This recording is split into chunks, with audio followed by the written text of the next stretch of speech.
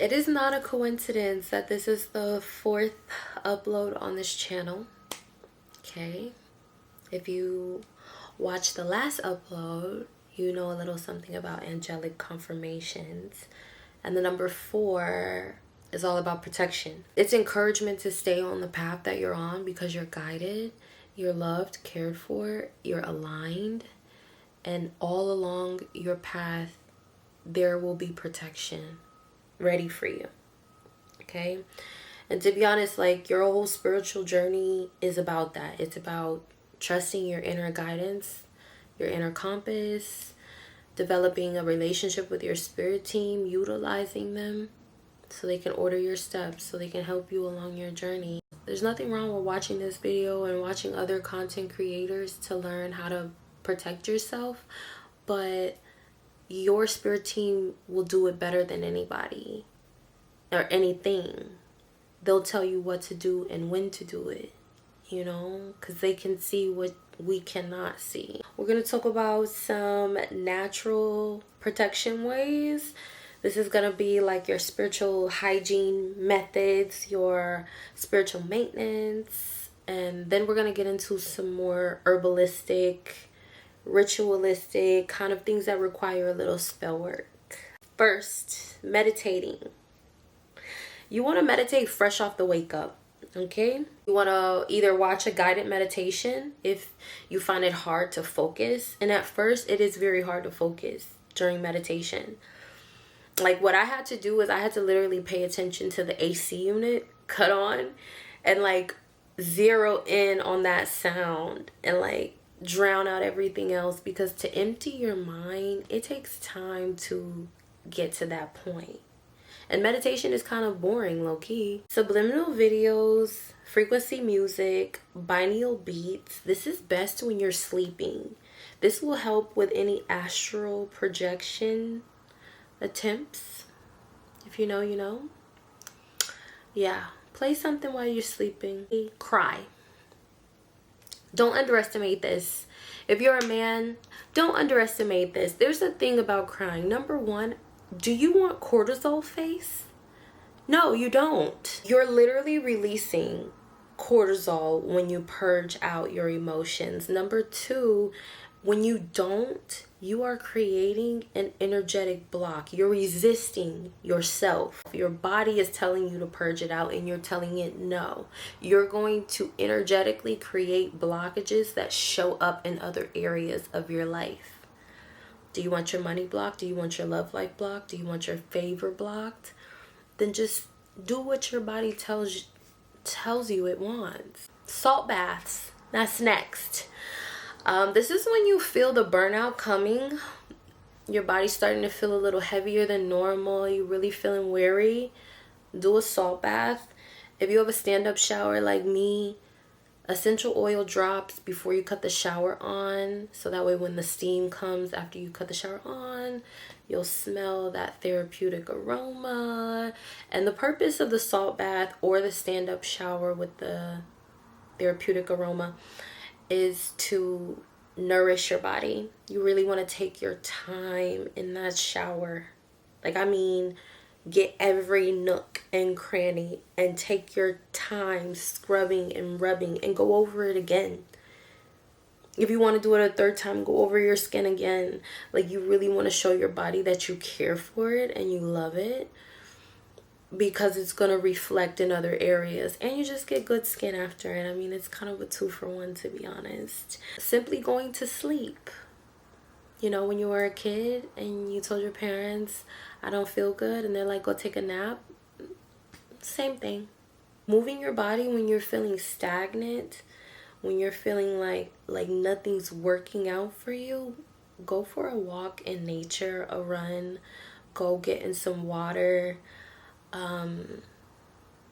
Move your body, dance, move your body, move that energy out of you energetically. And honorable mention, use your imagination. The one thing that makes you different from a mammal, like a fucking animal, is the fact that you have a brain that can utilize so many functions at the same time. Utilize your imagination. Don't give up on that kid-like nature that you once had. Don't give up on it. When you really need to feel protected, like imagine yourself in an all white setting with all white candles and you dressed in all white, and just kind of stay there for as long as you can. Let's go deeper. These methods here that I'm about to tell you, these are my favorite. I won't hold you, right? You can do these in combination with each other. You can do them separately. If you are experiencing spiritual warfare, you want to do these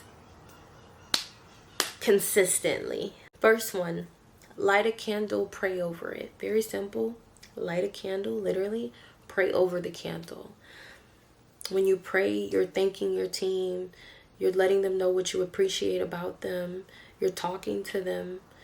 You're still developing that relationship before you go in and you ask them for something. Cleanse your home with Palo Santo or sage sticks. I do this every day.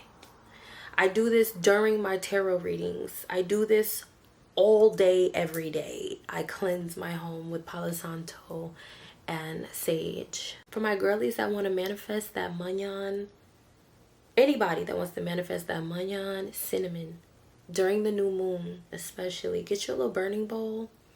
Burn some cinnamon and cloves in the burning bowl. Crystals or evil eye jewelry. I used to be really big on crystals, like especially for protection. Black obsidian, amethyst, citrine, tourmaline, selenite. Wear it in jewelry. Wear it in your pocket. Put it in your bra. Put it in your bonnet. Wear it in the shower, like take it in the shower with you. The thing about the crystals and why I'm not so big on it today is you have to cleanse your crystals. You have to cleanse them. Energy just doesn't dissipate. You got to cleanse those motherfuckers if you're going to do crystals and use them properly. Ancestor table. Paying tribute to your ancestors. Your ancestor table should be private. It should not be seen. It should not be touched by anyone outside of you. But yes, it's a way you pay homage to your ancestors. You get to strengthen that relationship that way. And it just shows respect for them. You put the things that you look online. Because you'll do your ancestor table the way it feels good for you. You know. Cord cutting ceremony. This is when you're cutting an unhealthy tie you have with a habit or a person. So you're on one side of the stick. The person or the habit or the thing that you're trying to banish is going to be on the other side. You're going to burn it. You can also perform like a ceremony where you're burning somebody's name. You write their name on a piece of paper. You burn the paper entirely. Do this out in a field away from your home. Don't do this around your belongings. You want the energy away from you, not around your things, you know. So you can do that. You can, again, this can be a person who you don't want any ties with. You have to know you don't want any ties with them. It can't be they're back in my life next week. No. Don't play with energy like this. Like you're done. Or the habit, whatever you're trying to break yourself apart from. Write it on a piece of paper. Burn it completely. Burn it down. Lastly, write a petition. Place it underneath a candle. New moon activity as well. But you can do this at any time. It's just a written request to higher power. You're requesting what it is you want. You're being as detailed as possible. Giving as much information specifically as possible. Just know who to pray to for what. You want to respect the higher power that you're choosing to work with. The spirit that you're choosing to pray to or ask for things from. You need to know enough information to know, can you even ask them for that? Say you need to get justice yourself, or you want to get justice yourself. I'm not here to judge you. Say that you want to off somebody. You want some type of karmic justice to happen. You wouldn't go to Holy Spirit and ask him for that. That would be disrespectful. You would go to Santa Muerte. a spirit that is non-judgmental, that will grant you what you want. But you better know what you're signing yourself up for. Okay? Everything is in exchange for something, and you better have payment on time if you're fucking with certain spirits. Okay? Confirmation. And by the way, this is the last thing I'm going to say. A lot of people will be like that, like, I don't believe in all that other shit. I don't believe in that spell work. I don't believe in that stuff. And as a southern girl who was raised very Baptist, Christian Baptist, baby, like, if it's thundering outside, cut all the lights off because the Lord is doing his work kind of Christian. I totally understand where you're coming from, but you do have to acknowledge there is a world outside of your small knit culture. You don't have to believe in that world for it to be true. Just because you don't believe, it doesn't mean that you shouldn't take your protection seriously. Anything that you care for or you care to keep, you should care to protect it. Okay? And there's nothing wrong with some spiritual maintenance and hygiene. All right? And by the way, just don't underestimate anybody. Ever. All right? Love you, babies. Bye.